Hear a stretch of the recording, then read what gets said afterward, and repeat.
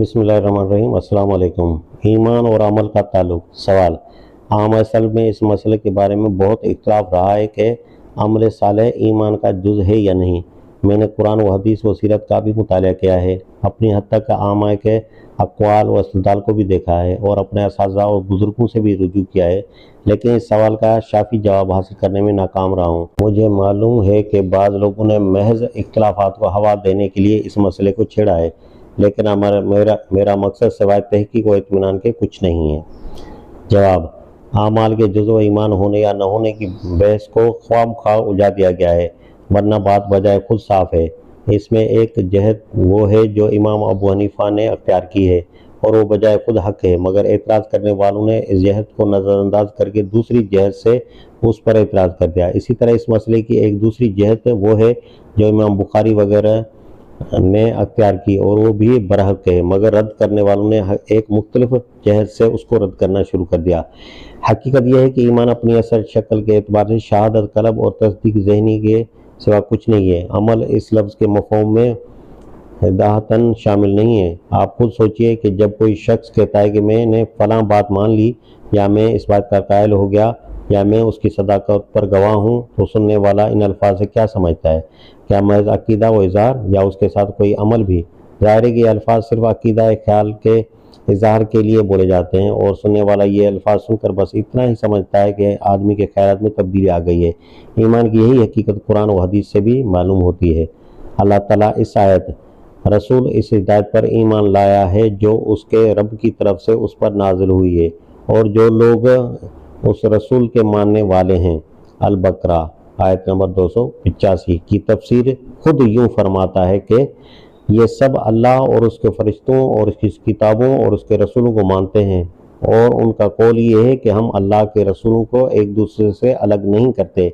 ہم نے حکم سنا اور اطاعت قبول کی، مالک ہم تجھ سے خطا بخشی کے طالب ہیں اور ہمیں تیری ہی طرف پلٹنا ہے۔ البقرہ آیت نمبر 285۔ اس تفسیر کی روح سے ایمان کی کوئی حقیقت مان لینے اور قائل ہو جانے کے سوا نہیں ہے، اور نبی صلی اللہ علیہ وسلم حضرت جبرائیل علیہ السلام کے سوال: آپ مجھے ایمان کے بارے میں بتائیں، کے جواب میں فرماتے ہیں کہ تم خدا اور اس کے فرشتوں اور اس کی کتابوں اور اس کے رسولوں اور یوم آخرت پر ایمان لاؤ، اور تقدیر اس کی بھلائی اور برائی پر ایمان لاؤ۔ یہ تفسیر نبوی بھی ایمان کے معنی مان لینے سے ہی کے بتا رہی ہے، نہ کہ اس کے ساتھ کچھ کرنے کے بھی۔ اسی بنا پر یہ متفق علیہ مسئلہ ہے کہ اگر کوئی شخص کلمہ اسلام کا قائل ہو جانے کے بعد اچانک کسی حادثے کا شکار ہو جائے، قبل اس کے کہ وہ نماز پڑھے یا روزہ رکھے یا کوئی عمل اسلام پر کر سکے، تو وہ مومن مرے گا، نہ کہ کافر۔ یہ اس مسئلے کی ایک جہت ہے، اور اس کے برحق ہونے میں کوئی کلام نہیں کیا جا سکتا۔ اب دوسری جہت لیجئے۔ جب کوئی شخص کہتا ہے کہ میں فلاں بات کو مان گیا، تو آپ فطرتاً یہ توقع کرتے ہیں کہ اب اس کے عمل اور برتاؤ میں اس مان لینے کے آثار بھی واضح نتائج ظاہر ہوں گے۔ یہ شخص کی عقل اس بات کا تقاضا کرتی ہے کہ ایک بات کو مان لینے کے لیے جو لازمی آثار و نتائج وہ مان لینے والے کے عمل اور برتاؤ میں ظاہر ہوں، حتیٰ کہ اگر وہ ظاہر نہ ہوں یا ایسے آثار ظاہر ہوں جو عقلاً نہ ماننے کی کے آثار ہو سکتے ہیں، تو ہر دیکھنے والا یہی سمجھے گا کہ اس شخص نے درحقیقت وہ بات نہیں مانی ہے جس کے ماننے کا وہ دعویٰ کر رہا ہے۔ اور صرف اتنا ہی نہیں، بلکہ یہ بھی ایک حقیقت ہے کہ دنیا میں ماننے اور منوانے کا سارا کام جو کیا جاتا ہے، اس سے مقصود محض مان لینا ہی اور منوا لینا ہی نہیں ہوتا، بلکہ منوانے والا اس کے لیے کچھ باتیں منواتا ہے کہ اس کے بعد ماننے والا اس ماننے کے عملی تقاضے پورے کرے۔ اور ماننے والا جب ماننے کا اقرار و اعلان کرتا ہے، تو ہر صاحب عقل اس کا مطلب یہی لیتا ہے کہ وہ اب اس ماننے کے تقاضے پورے کرنا چاہتا ہے۔ مثلاً اگر آپ کسی شخص کو شراب کی برائی کا قائل کرنے کی کوشش کرتے ہیں، تو اس لیے کرتے ہیں کہ وہ عملاً شراب نوشی سے اجتناب کرے، نہ اس لیے کہ وہ بس شراب کی برائی کا قائل ہو جائے۔ اور جب وہ اس کا اقرار کرتا ہے کہ واقعی شراب بری چیز ہے، تو ہر سننے والا اس کا مقصد سمجھتا ہے اور یہی اس سے توقع رکھتا ہے کہ وہ شراب سے اجتناب کرے گا۔ حتیٰ کہ اگر کوئی شخص اس اقرار کے بعد اسے شراب پیتے دیکھ لے، تو فوراً یہ رائے کم کرتا ہے کہ وہ اپنے اقرار سے پھر گیا۔ یہی معاملہ اللہ تعالیٰ کے دین کا بھی ہے۔ اللہ اور رسول نے لوگوں سے بعض حقیقتیں منوانے کی جو کوشش کی ہے، اس سے مقصود صرف یہی نہیں ہے کہ وہ بس انہیں مان لیں، بلکہ لازماً یہ بھی مقصود ہے کہ ان کے اخلاق میں، ان کے اعمال میں، ان کے برتاؤ میں اور ان کی پوری انفرادی و اجتماعی زندگی میں وہ آثار و نتائج ظاہر ہوں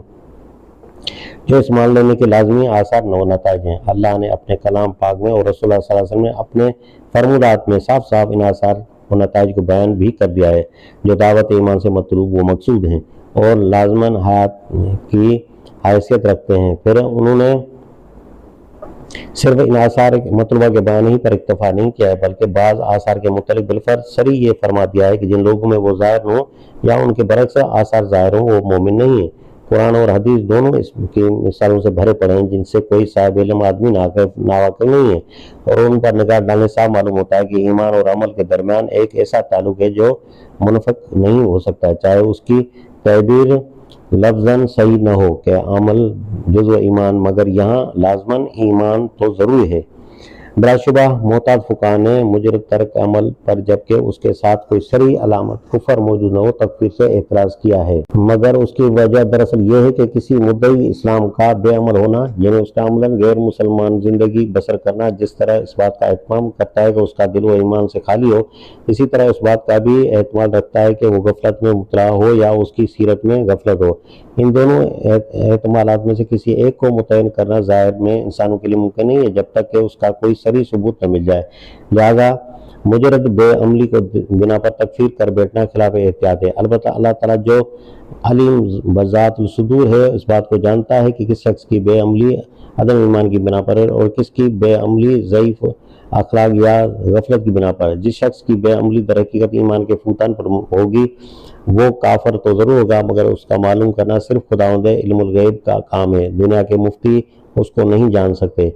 الا یہ کہ کوئی صریح قرینہ ایسا حکم لگانے کے لیے موجود ہو۔ یہ اس معاملے کی اصل حقیقت۔ جن لوگوں نے اس حقیقت کو نہیں سمجھا ہے وہ عجیب قسم کی افراط و تفریق میں مبتلا ہیں۔ کوئی تو بے عمل مسلمانوں کو بے تکلف کافر کہہ بیٹھتا ہے، حالانکہ بے عملی کے دوسرے اسباب بھی ہو سکتے ہیں اور انہی کے ہونے کا بالعموم کبھی احتمال پایا جاتا ہے، اور کوئی تمام بے عمل مسلمانوں کو ایمان ہی کا نہیں بلکہ جنت کا مزدہ سنا رہا ہے، حالانکہ یہ معیشت کی کھلی ہمت افزائی ہے جس کی جواب دہی سے ہر خدا ترس آدمی کو ڈرنا چاہیے۔